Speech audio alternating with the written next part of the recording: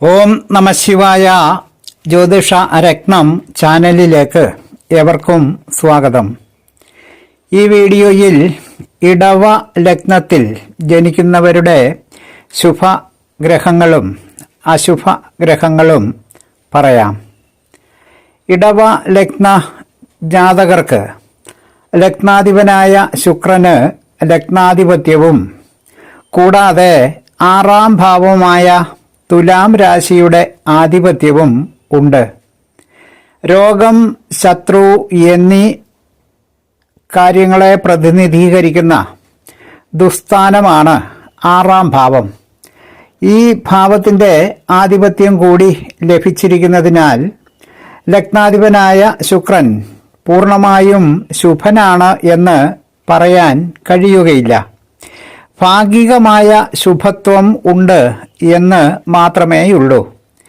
അതുകൊണ്ട് ലഗ്നാധിപനായ ശുക്രൻ്റെ ദശാകാലങ്ങളും അപഹാര കാലങ്ങളും ഗുണദോഷ സമ്മിശ്രങ്ങളായ കാലങ്ങൾ ആയിരിക്കും.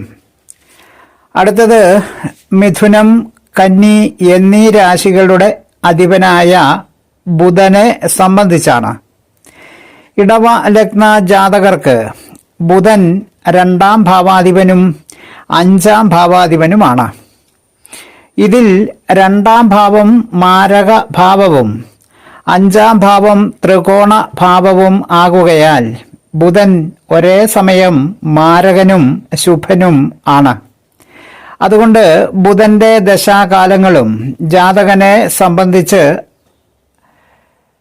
ദശാകാലങ്ങളും അപഹാര കാലങ്ങളും ഗുണവും ദോഷവും ഇടകലർന്ന കാലങ്ങൾ ആയിരിക്കും. അടുത്തത് ചൊവ്വയാണ്. ചൊവ്വയ്ക്ക് 7ാം ഭാവാധിപത്യവും 12ാം ഭാവാധിപത്യവും ആണ് ഉള്ളത്. 7 എന്നത് കേന്ദ്ര ഭാവമാണ്. ചൊവ്വ ഒരു പാപഗ്രഹവുമാണ്. പാപഗ്രഹത്തിന് കേന്ദ്രഭാവത്തിൻ്റെ ആധിപത്യം ലഭിക്കുമ്പോൾ ജാതകനെ സംബന്ധിച്ച് ആ പാപഗ്രഹം ശുഭഗ്രഹമായി മാറുകയും ആ ഗ്രഹത്തിൻ്റെ, അതായത് ചൊവ്വയുടെ ദശാകാലങ്ങളിൽ ചൊവ്വ ജാതകർക്ക് നൽകുന്നതായ എല്ലാ ശുഭഫലങ്ങളും ജാതകർക്ക് നൽകുകയും ചെയ്യും.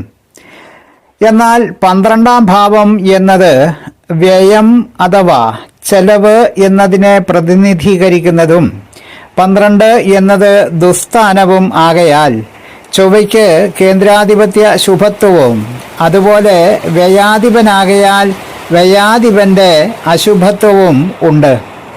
അപ്പോൾ ചൊവ്വയുടെ ദശാകാലങ്ങളിലും ജാതകന് ശുഭവും അശുഭവും ആയ അനുഭവങ്ങളും ഉണ്ടാകുന്നതാണ്.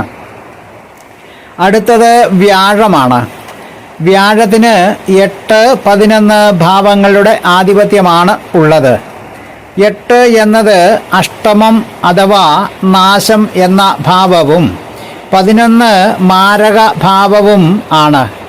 അതിനാൽ വ്യാഴം ഇടവലഗ്ന ജാതകർക്ക് നാശത്തിൻ്റെ കാരകനും മാരകനും ആണ്.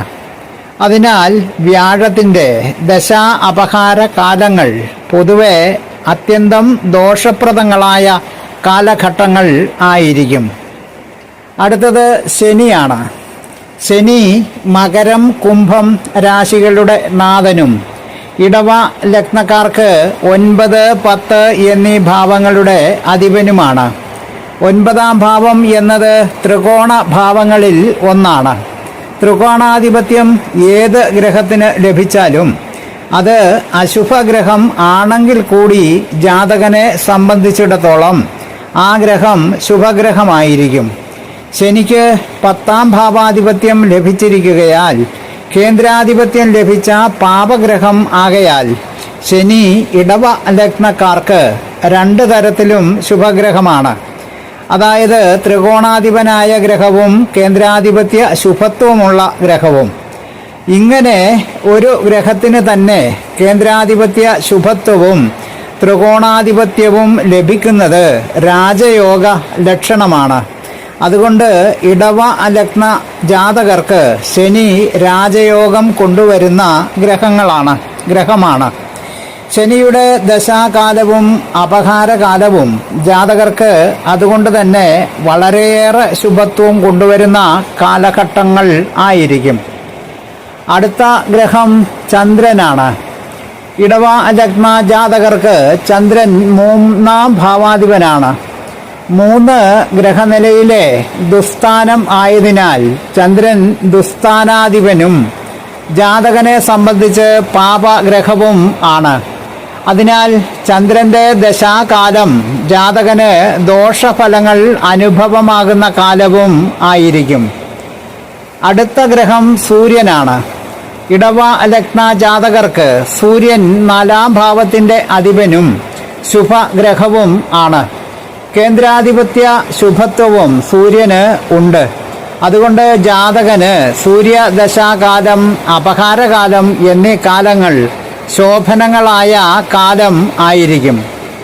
പൊതുവെ പറയുമ്പോൾ ഇടവലഗ്ന ജാതകർക്ക് ശനിയും സൂര്യനും ശുഭഫലങ്ങൾ പ്രദാനം ചെയ്യുന്ന ശുഭഗ്രഹങ്ങളും വ്യാഴം ചന്ദ്രൻ ശുക്രൻ എന്നീ ഗ്രഹങ്ങൾ അശുഭഫലങ്ങൾ പ്രദാനം ചെയ്യുന്ന ഗ്രഹങ്ങളും ചൊവ്വയും ബുധനും മിശ്രഫലങ്ങൾ പ്രദാനം ചെയ്യുന്ന ഗ്രഹങ്ങളും ആയിരിക്കും.